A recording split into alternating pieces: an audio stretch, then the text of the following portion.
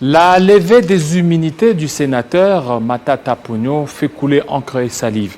Et aujourd'hui, nous allons en parler. Est-ce que la procédure est-elle respectée quand on sait qu'on a vu cet échange de correspondance entre les procureurs près la Cour de cassation et les procureurs près la Cour constitutionnelle qui est habilité à pouvoir enclencher cette action? Nous allons en parler avec maître ou les juristes et chercheurs en droit.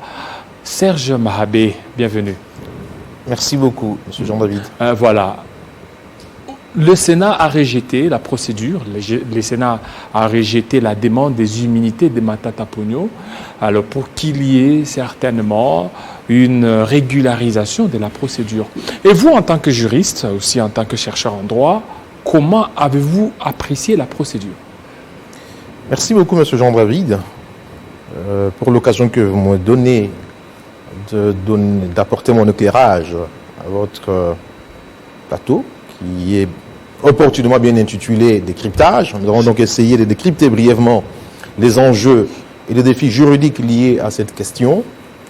Je commence par planter le décor. Le décor, c'est que, sur le fond, la démarche initiée par l'Inspection générale des finances rencontre le soutien, la quasi-totalité des citoyens, y compris, je suppose, du sénateur Matata. Et donc, personne ne peut contester l'opportunité, l'intérêt qu'il y a à mener des investigations sur la gestion des deniers publics. Mais seulement, il faut savoir que lorsqu'on parle d'état de droit, on ne le dit pas seulement pour respecter les lois qui existent.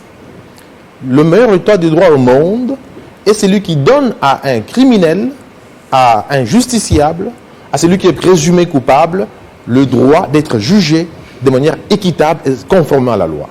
Donc, le meilleur état de droit, je me résume, je me rappelle, c'est que c'est celui qui non seulement respecte la loi qui est dictée, et au premier chef la Constitution, mais c'est surtout celui qui, en face d'un crime, en face d'une poursuite contre un présumé coupable, met en place des mécanismes protecteurs de ces présumés coupables.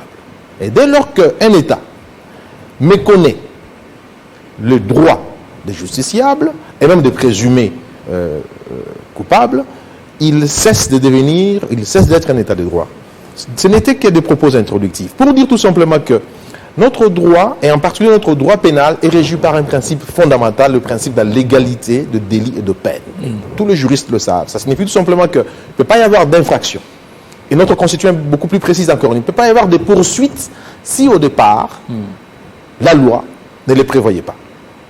Et dans le cas d'espèce, il me semble que le tâtonnement observé en ce qui concerne la mise en mouvement de l'action publique démontre à suffisance qu'il n'y a pas à ces jours une disposition spécifique qui investit la Cour constitutionnelle du pouvoir de devoir poursuivre un sénateur en fonction, fût-il ancien Premier ministre. Je vais le démontrer brièvement. D'abord, lorsque l'on dit l'égalité de peine et des poursuites, l'article 17 et l'article 19 le dit encore plus bien de la Constitution, interdit à ce que chacun ou chaque justiciable soit attrait, soit conduit devant un juge qui n'est pas son juge. Or, la Cour constitutionnelle n'est pas juge d'un sénateur en fonction pour obtenir sa levée d'immunité. Et il n'est pas non plus, d'après ce que l'on peut lire dans l'esprit de cette Constitution, les juges d'un ancien Premier ministre.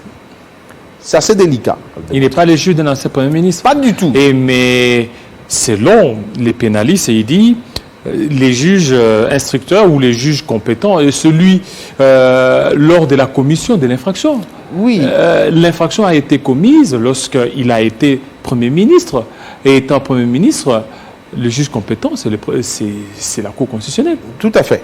D'abord, il faut noter, parce que j'insiste sur le principe, nous n'entrons pas ici dans le débat sur le fond du dossier, mais nous sommes sur la question de la procédure d'abord, prioritairement. L'article 19, si vous permettez, je peux le lire de la Constitution, dit clairement ceci.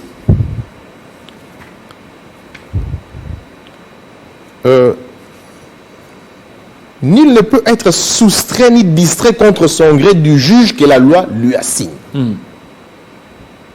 nul ne peut être soustrait, ni distrait. Personne ne peut être conduit ou soustrait de ses juges en l'absence de ce que la loi autorise. Le juge constitutionnel, contrairement aux matières constitutionnelles, le juge constitutionnel en matière pénale n'a pas un pouvoir créateur du droit. Parce que le droit pénal, y compris le droit pénal constitutionnel, est régi par le principe de la légalité de peine et de délit, y compris la légalité des poursuites. Ça signifie quoi exactement?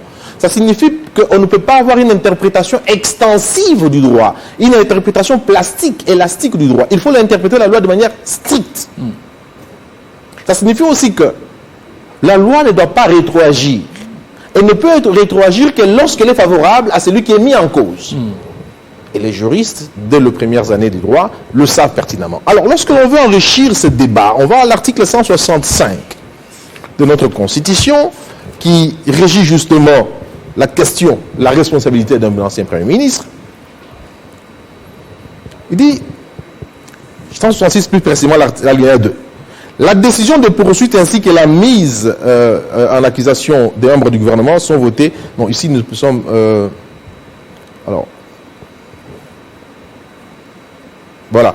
Pour les infractions commises en dehors de l'exercice de leur fonction, les poursuites contre le président de la République et les premiers ministres sont suspendus jusqu'à l'expiration de leur mandat. Pendant ce temps, la prescription est suspendue.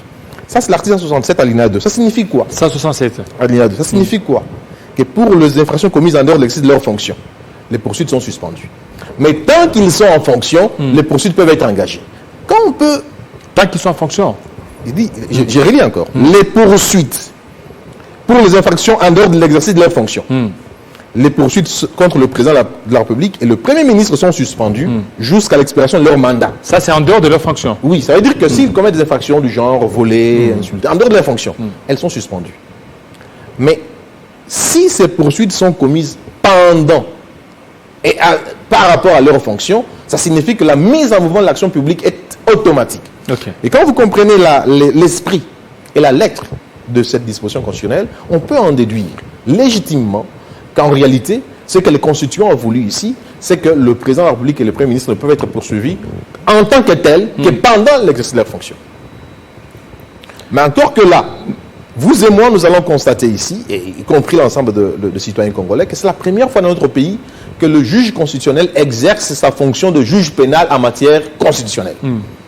Bon, d'ordinaire... Et voilà pourquoi il y a cet tâtonnement. Exactement. Et c'est justement parce qu'il y a cet tâtonnement qu'il faut faire attention. Okay. Parce que le droit pénal, c'est un droit de protection des droits fondamentaux des libertés publiques. Et le garant des droits fondamentaux des libertés publiques, c'est justement le juge constitutionnel. Il est intéressant que le juge constitutionnel ne soit pas, en cette matière, juge de parti. Il faut qu'il se mette au-dessus des individus pour pouvoir sécréter une interprétation du droit qui est conforme à l'esprit de la Constitution. Parce que dans le cas d'espèce, si le sénateur Matata estime que sa cause est instruite en méconnaissance des règles du droit constitutionnel, qu'est-ce qu'il va faire? Il faut qu'il introduise un recours devant la même juridiction. Or, la Cour constitutionnelle devient juge de parti. Et pour qu'elle ne fasse pas une interprétation biaisée de ces droits, il va falloir qu'elle se mette au-dessus. Et personne ne peut nier aujourd'hui que la Cour constitutionnelle est aujourd'hui occupée, dirigée par des brillants juristes, nos maîtres, et il est intéressant qu'ils puissent se départir de l'enthousiasme qui est tout à fait justifié, parce qu'en réalité, c'est la première fois que la mise en mouvement d'une action pénale au niveau constitutionnel soit exercée. Il est possible peut-être qu'on veut créer une jurisprudence tout à fait atypique. C'est possible par une curiosité scientifique aussi, on ne sait jamais. Mais je ne voudrais pas entrer dans ces considérations tout à fait subjectives. Il me revient tout simplement en tant que chercheur d'attirer l'attention du juge constitutionnel sur une valeur matricielle de notre droit constitutionnel. Cette valeur matricielle, c'est la légalité des délits et des peines et la légalité des poursuites. Rappelé à l'article 17 et précisé encore à l'article 19 de notre Constitution. En sorte que le juge constitutionnel en cette matière-ci, et contrairement à d'autres matières, n'a pas un pouvoir créateur d'interprétation du droit. Il ne peut que s'y limiter à ce que la Constitution et les lois de la République disent. Or, en cas de silence de la loi, ou même en cas de doute tout simplement sur la méthode, la procédure à suivre, c'est les prévenus qui s'en sortent vainqueurs. Et c'est malheureusement ça l'envers. Et dans ce cas, c'est que la demande ou l'insistance du procureur près la Cour constitutionnelle, ça serait une entorse si le Sénat parvenait à accéder. Si l'on considère le droit pénal comparé, ça veut dire l'ensemble de systèmes pénaux du monde aujourd'hui, on aurait du mal à comprendre la détermination, ou plutôt l'activisme du juge constitutionnel, du juge constitutionnel à vouloir juger un justiciable qui ne relève pas, qui n'est pas son justiciable naturel. Donc, à mon modeste point de vue, et selon les investigations que nous avons pu mener, il est intéressant que le juge constitutionnel considère qu'en l'espèce, il n'existe pas de manière claire. Parce qu'en réalité, la légalité de délit et de peine signifie quoi? Elle a 4 subdivisions ou 4 sous-principes. C'est le principe de l'interprétation stricte, c'est le principe de l'interprétation non rétroactive, c'est le principe de l'interprétation écrite. Ça veut dire qu'il faut absolument que la loi soit écrite, pas la jurisprudence, pas la coutume. C'est ce que ce principe veut dire.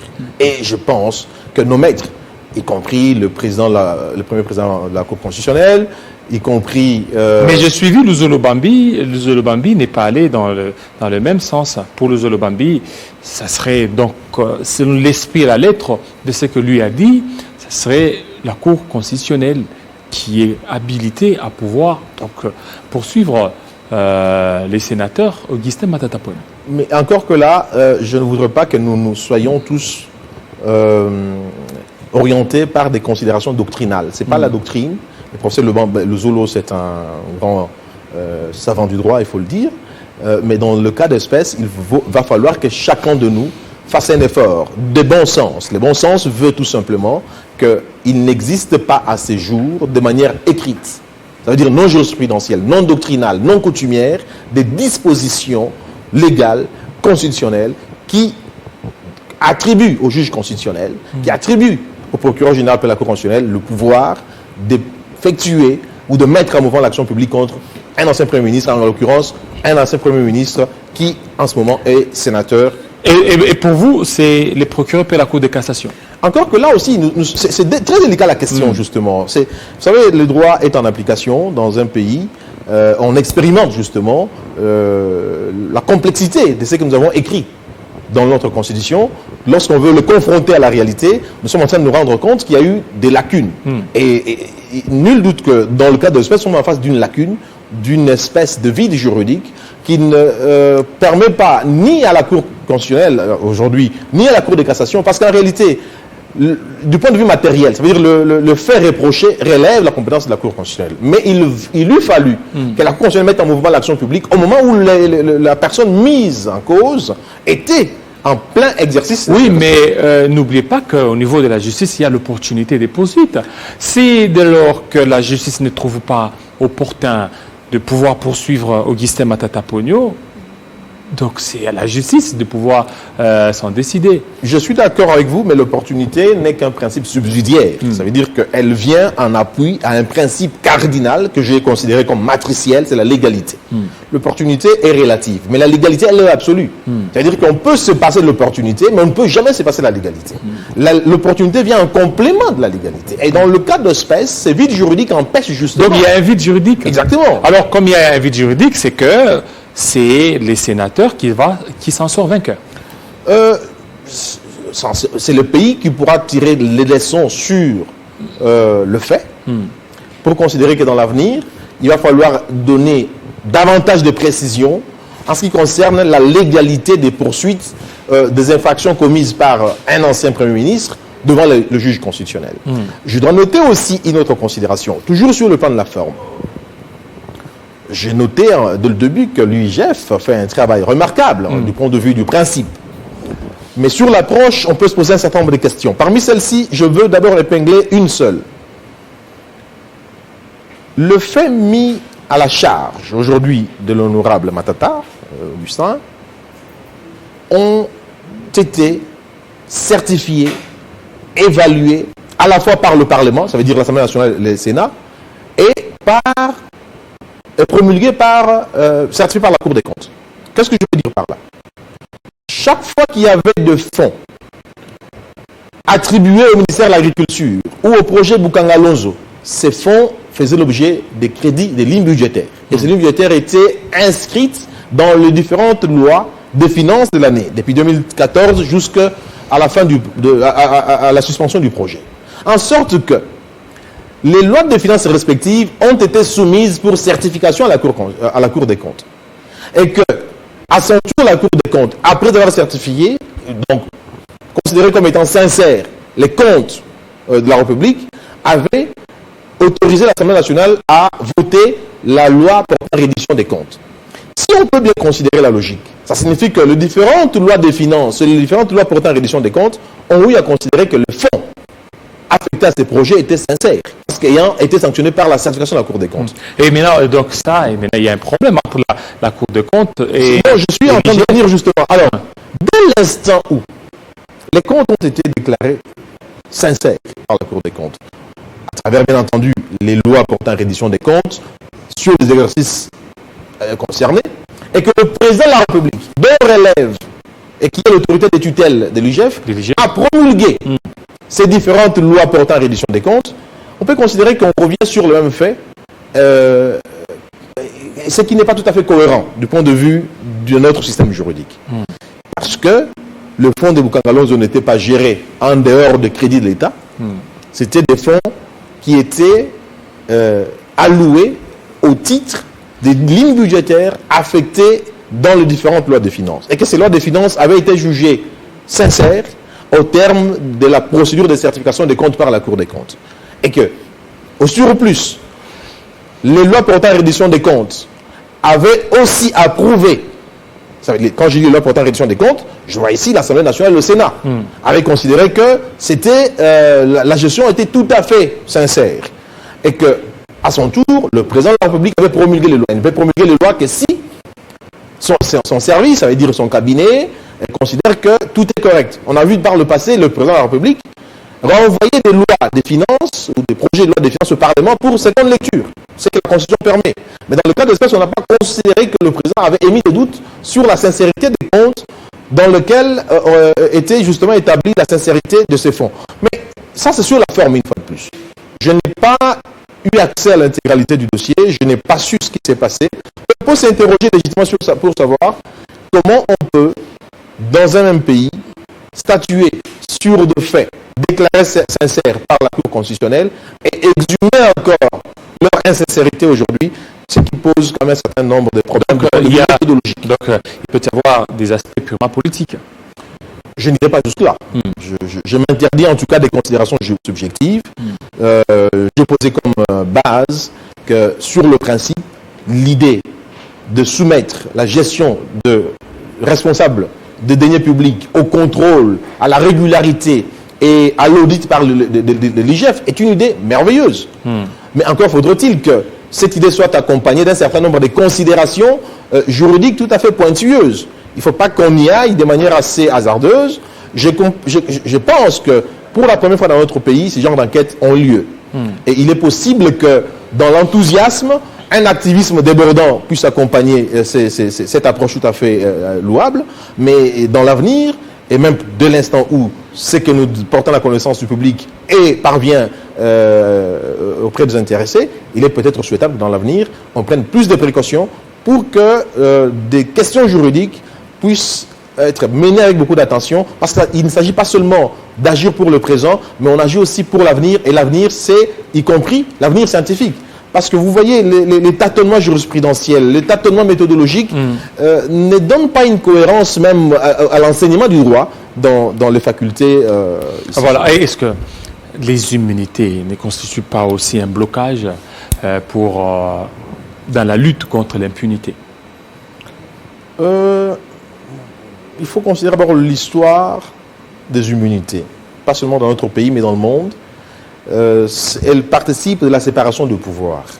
Parce qu'en l'absence des immunités, c'est l'autre pouvoir, en l'occurrence le pouvoir judiciaire, qui peut, si les loisirs le surprend, continuer à procéder à des investigations et empêchant ainsi le pouvoir exécutif qui gère au quotidien de faire son travail correctement. C'est l'esprit de ces immunités qui contribue, qui renforce en quelque sorte le principe de la séparation de pouvoir.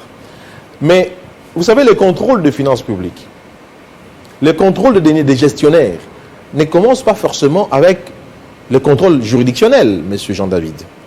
Ce contrôle, chez nous, est très raffiné.